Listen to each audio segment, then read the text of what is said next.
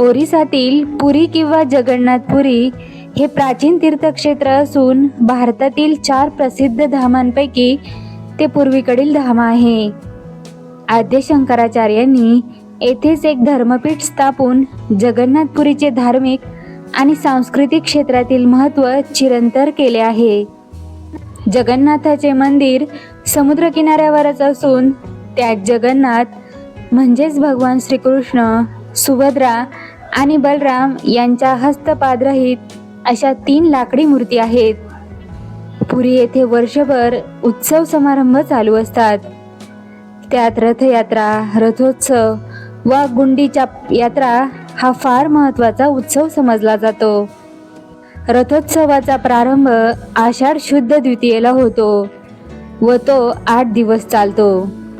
दर साल हजारो रुपये खर्च करून ह्या 3 देवांकरिता 3 नवीन रथ तयार करतात व त्या देवांच्या उत्सव मूर्ती ठेवतात. जगन्नाथाचा रथ सर्वात मोठा असतो व त्यात 16 चाके असतात. बलरामाच्या रथाला 14 चाके असतात व सुभद्राच्या रथाला 12 चाके असतात.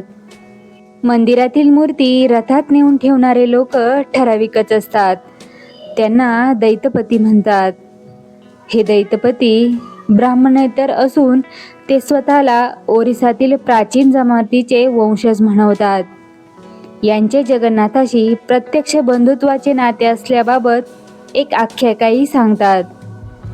मंदिरातील सिंहद्वारापासून रथयात्रेस प्रारंभ होतो व येथून सुमारे 1.5 किलोमीटर अंतरावर असलेल्या जनकपूर व इंद्रद्युम्न प्रासाद नावाच्या स्थानापर्यंत ती जाते.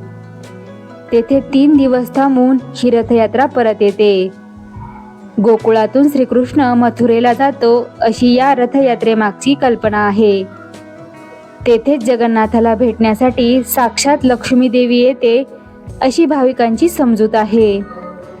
जगन्नाथाचा रथ हजारो यात्रेकरू हाताने ओढत मिरवत नेतात.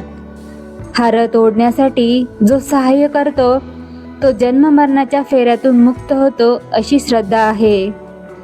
त्यामुळे रथ ओढण्यासाठी नव्हे तर रथाच्या चाकाखाली सापडून मरण यावे म्हणूनही यात्रेकरू संधी शोधत असतात.